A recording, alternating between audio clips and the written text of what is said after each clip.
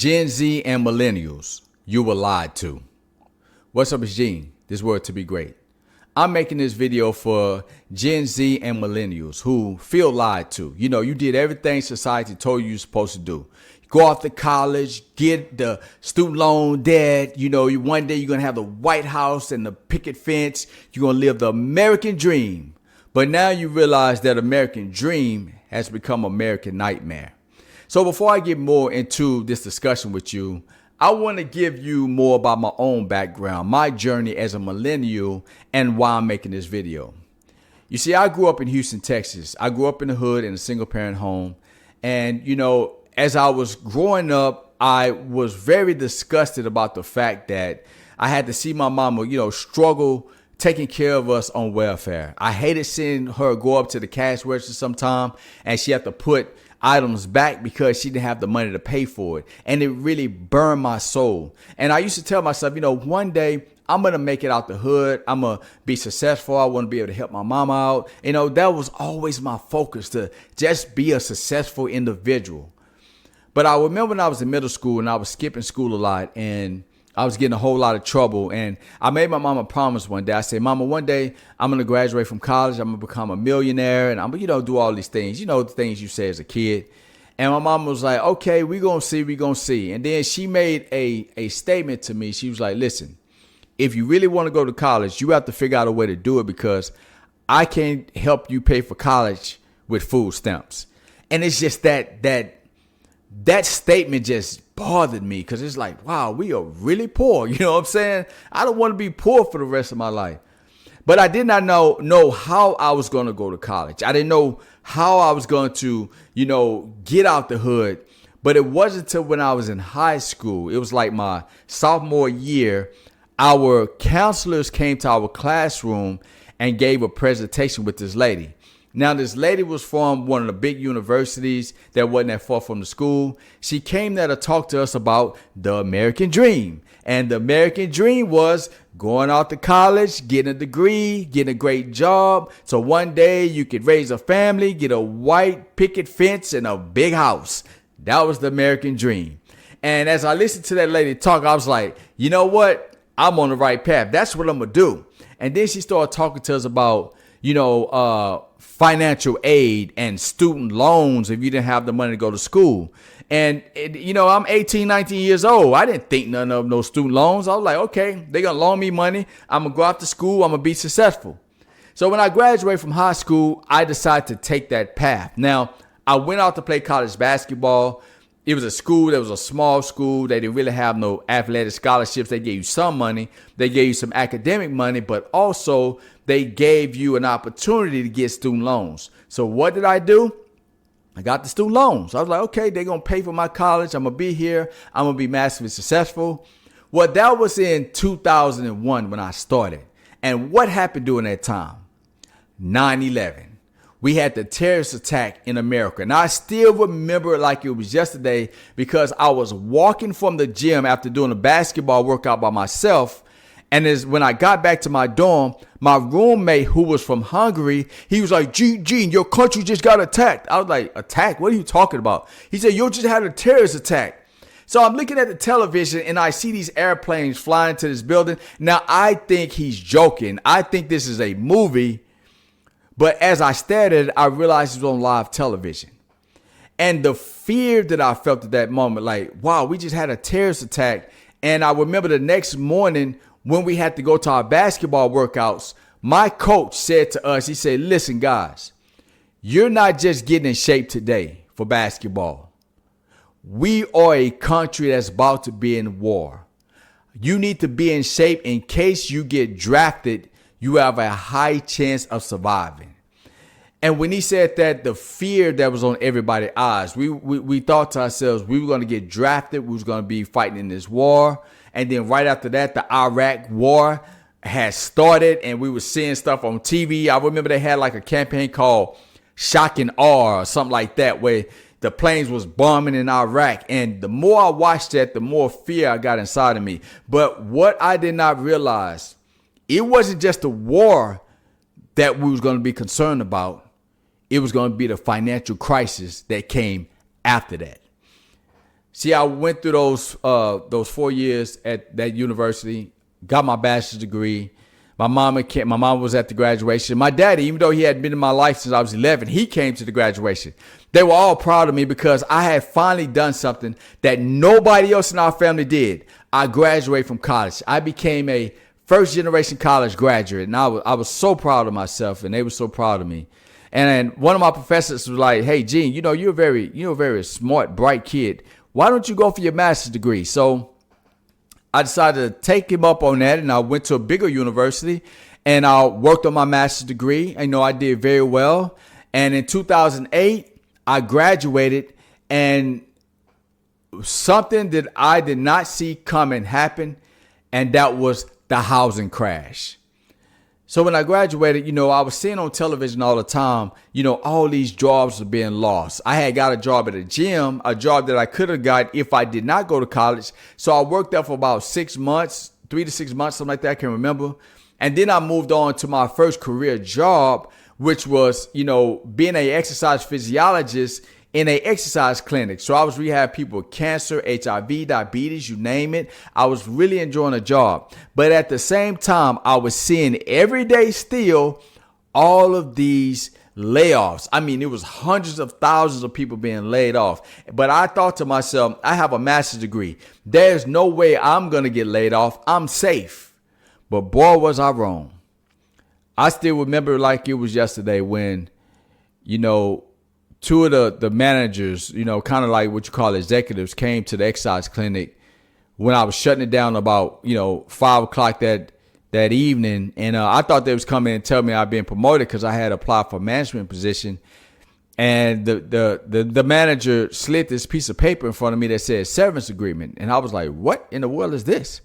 She was like, don't take this the wrong way. We think that you did an absolutely amazing job here. You have like 100 cancer patients here. It was a cancer facility, but you have about 100 of them here. You're doing aerobic classes.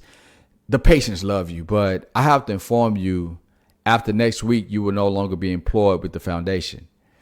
And when she said that to me, it's like my heart dropped. I was like, oh my goodness. I didn't have that much money in my bank account. I'm just barely, I ain't even been out of college, for 2 years. I had just got a new car because my other car broke down. So I had the car payment, and it was just like this. It's hard to explain unless you've been through it. It was like this fear, this cold sweat, this feeling of not being good enough, this humiliation, this shame. I was like, I'm pretty much being fired. You know what I'm saying? And I said, so why are you handing me this sheet if I'm not going to have a job again? She said, this is a severance agreement. I said, what does that mean? She said, well, you sign this. We're going to pay you 1 week's of pay, and that will be the end of it. And I said, I'm not going to sign that. What I'm going to do is I'm going to go home and I'm going to research this first, because I was always taught, even by my mom, and never sign something that you don't understand. So I went home and I researched severance agreement from an owner standpoint and a employee standpoint. And I discovered some things that I wasn't comfortable with, that if you sign a severance agreement, they could turn around and say, block you from getting unemployment. It was all these different things. And so the next day I met with that manager again. I told her I was not going to sign the severance agreement. And she's like, why not? I said, I don't feel comfortable with it. I'd rather file unemployment. So she said something after that really kind of sparked this entrepreneur, having my own business, bug inside of me. She said, Gene, the CEO of the place, I'm not going to say his name, he wants to know, what are you going to do after this? Are you planning on starting an organization similar to this one? I said, no. Why would you ask that? She said, well, he wants to know. I said, why would he want to know that? He said, because you are the type of guy that has to have the ambition and the creativity to start something like this. And he's worried that you will, and he will have to compete against you. And I was like, nah, that's never crossed my mind to own my own business. But when she left, I thought about that. Like, wow, this man is intimidated by me. This man got all this resources, and he's been massively successful, and he actually intimidated that I can start something. So that's kind of what I got, like my real first, like, have my own business bug, right? And I did kind of start something, but it was like in-home personal training. I did that for months. I went home and I train people in their home. I actually trained some of the cancer patients. They were like, hey, come to my house and train me. And I did it, and I made money that way. But it will be a long process because that wasn't enough money. And I found myself, applying for job after job, and I kept getting denied. So I started doing these temp jobs, these temp agencies, and I was giving out food samples. I was cleaning trash. I was doing anything I could to survive. I had went to college, had this master's degree. I had all this debt, over $50,000 in debt, and I was trying to just make ends meet. And, after about 7 months of that, going back and forth, looking at my bank account, it's almost on zero. I finally went broke. And I had to ask some of my friends to help me pay my rent. You know what I'm saying? And I was so ashamed and humiliated. But, a lot of them was like, hey, man, you done so much stuff for me, man. It's an honor to help you. And I paid them back. You know what I'm saying? They didn't want me to, but I paid them back. And I kept applying for this one corporation over and over again. And it just so happened the last job that I was at, I got laid off at. I had a coworker that worked there. She got laid off too. She ended up sending me an email one day. She said, hey, Gene, what you up to? I said, I'm still trying to find a job, man. It's like I'm struggling out here. You know what I'm saying? And she was like, hey, I'm at this corporation. They got an opening. I will reference you. Just send me your resume. But keep applying for the job. So I applied for that job 22 times. I didn't hear nothing back. I kept applying. And then one day, the manager that I had been applying to, she finally sent me an email back. She was like, hey, I don't know. I heard something about you from one of your coworkers at your previous job. The reason I haven't reached out to you is because you don't have enough experience for this position. But you have applied so much. I said, I'm gonna get this guy a chance. So she interviewed me for the job, and I prepared for it intensively. Like, I knew everything about that company. I mean, I was so desperate, like they say, tough times or desperation lead to great preparation, or whatever the saying is. But I was prepared. I knew everything about the company, the stock, the new technology they was having, everything. So when I got in the interview, I went through that. I was talking that interview like I already worked at the corporation. You know what I'm saying? I was telling her stories. I was telling her about my previous job. I was answering all those questions. And it just so happened she hired me on the spot. And she said, listen, I'm going to go and hire you. You only got like 2.5 years. We require to have like 5 or 6 years of experience, but I'm going to give you a chance. So we got another interview that's going to be with the clinical specialist, and you'll get that interview in about a week. So in about a week, I got a call from the clinical specialist. So she was asking me clinical questions that, I knew these things. I had a master's as an exercise physiologist. I know science in the body. So that was pretty easy for me. And so they told me that, all right, she said, I got an email back by the manager. And she said, listen, we're going to go ahead and we want to bring you on, but we have another problem. Just come to find out, because of the housing crash, it was so bad. And it was steady having all these layoffs. They had implemented a hiring freeze. So this automatically sent me into a straight depression. Like some of y'all feel right now, you applying for job after job, people telling you that they're going to bring you on. You think you finally get a little hope that things are going to happen. Then all of a sudden, bam, that opportunity just been snatched from you. And that's what I believe was happening to me. The opportunity was snatched from me. But then she sent me another message and said, I talked to them and I told them I really want to bring you on. I think you're going to be a great asset. So they went ahead and hired me despite the hiring freeze. And that was a great relief for me. And, I learned some major lessons when I was working for that multi-billion-dollar corporation. Now, first of all, I loved the aspect of the job working with the members because I was pretty much a health coach. I was an exercise physiologist, a behavior change specialist, a health fitness specialist, and I can't remember the other certifications, but that's what I did. So I was in charge of the disease management part of the program and some of the lifestyle aspect of the program. So while I was there, I was working my butt off. I mean, I had worked so hard that they gave me more responsibility. I went from having about 5 or 6 states that I was doing to 22 states. Now to that, I eventually got into management. And when I got into management, I was helping with the staff. I was assistant manager. And it was during that process, I realized I was taking on too much work because I was staying up late at night. I was drinking Starbucks. I was drinking energy drinks. I was hardly sleeping. And it seemed like the every day it was more and more work. Well, what eventually happened, because of the stress of the job itself, it led to me passing out of my car while I was driving several times. And I ended up going to the doctor, and they sent me to a cardiologist, and that cardiologist restricted me from working for 3 months. He put a heart monitor on me. He said, man, I don't know what you're doing, but you are under stress.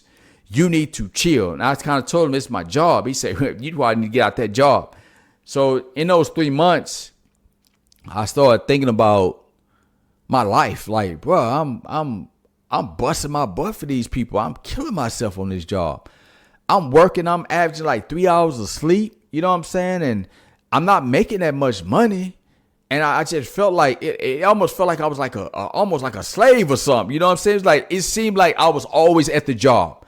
Like I had no life. I was always at the job.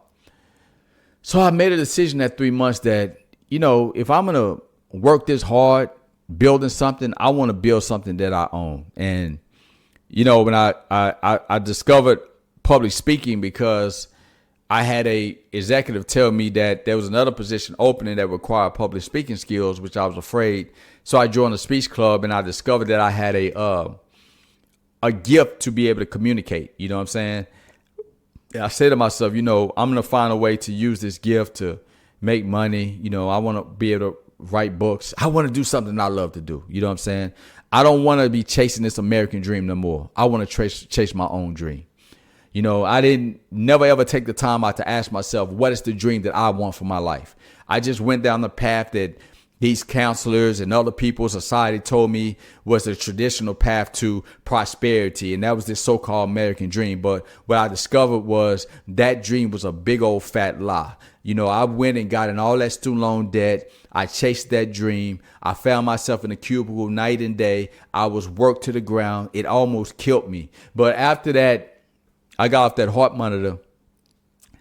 I got back and I told them that, hey, I'm done. You know what I'm saying? I give y'all 6 weeks to replace me. And that was in 2016. And, I haven't been on that job. I've been building my dream since. It's like I escaped one hood, which was poverty and crime. And I found myself in a new hood, which is student loan debt that I still have. And now in the midst of inflation. And it's crazy because everything that I've been through, a lot of y'all can relate to, whether you're a millennial, especially, and Gen Z, which is also getting the other side of the stick as well, is that, going through a pandemic, dealing with inflation, seeing all these different wars, and you seeing all these prices go up, and you asking yourself like, man, when is my break going to come? You know what I'm saying? When I'm going to be out buy a house? I still haven't bought a house. It's always been a dream to have my own home. I still haven't bought my own home. You know what I'm saying?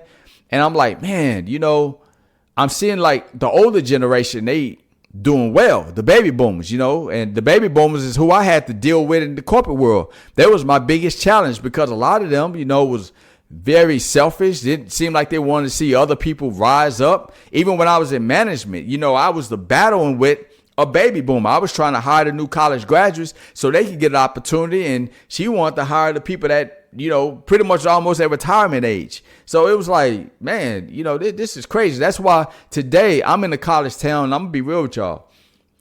Gen Z is a generation behind us. I show them the utmost respect. I'm surrounded by them. You know what I'm saying? And I don't talk down to them. I don't talk bad to them. I try to help them. You know what I'm saying? I try to give them game, because I remember how the baby boomers talked about us millennials. We lazy. We don't want to do nothing. We entitled. We this and we that. And I was like, man, I found myself almost having that attitude at one point with Gen Z. And I'm like, bro, don't do that. Don't do that. Don't do to them what they did to you. Instead, what you do, you unite with them. You talk to them. You encourage them. You try to help them, because they going through the same thing you going through. You know what it's like to, feel like you have no purpose in this world, and you feel like you're doing all this work, and you feel like you're not getting ahead, and you ask yourself, what's the point of doing all of this? You know what I'm saying? And that's where I was at. And I say, you know what? I'm going to build my dream. So that's what I've been doing. You know what I'm saying? I done wrote 8 books. I started my own business. I'm building this YouTube page. I'm not where I want to be yet, but I'm going to get there. And I know it's a lot of you guys out there, you discouraged. You're in Generation Z, you're a millennial, you're discouraged, you done had enough. You just want to give it all up. And I just want to say to you, man, don't give up. Don't give up on you. Give up on that American dream and start building your own dream. Build a dream that you want. Figure out what you want for your life. You know, whatever it is you want to do. You want to start a YouTube channel. You want to write a book. You want to go travel the world. Build that dream for yourself. You know what I'm saying? You don't have to go down this route of what these older people have told us that you're supposed to be this. You should do that. You should da. No, you don't have to do that. This country is in trillions of debt. Trillions. And they just added trillions more. Ton of inflation. And you know who's going to have to pay for all that? Millennials and Gen Z and the generation after that. So, man, listen. I know it's hard out there. I know a lot of y'all you want to throw in the towel. But I'm going to say, don't just lay down like that. You know, find it within yourself to keep believing and keep looking forward to a brighter future. Even though I know it's dark and sometimes it don't seem like there's no future, but we can make the future the way we want it to be. But we have to make up our mind. We're going to build our own dreams, not this American dream that somebody else sold to us. Be the person that you want to be. Live the life that you want to live. Start taking, your destiny to your own hands, because that's the only way you're going to have some type of happiness in this life. So I just want to make that video. I just felt like there's a lot of people in my generation, millennials. There's a lot of people in Gen Z. I see them out there hurting. I see them confused and angry and frustrated and feeling lost. And I just made this video for you guys. And hopefully this video can be encouragement to you, whoever you are, and I just want to know you're not alone. And I want to know I'm not alone. So if you like this video, or if you felt like this video, can connect with you, leave me a comment below. Let me know what you think, what you're going through. And I just want to encourage you to, keep moving forward. Don't give up on yourself. Once again, don't lay down. Don't let this other generation or society beat you down or into submission that you're supposed to settle in life and not want more for yourself. So that's the end of the video. Thank you for listening. And always remember, you are worthy to be great.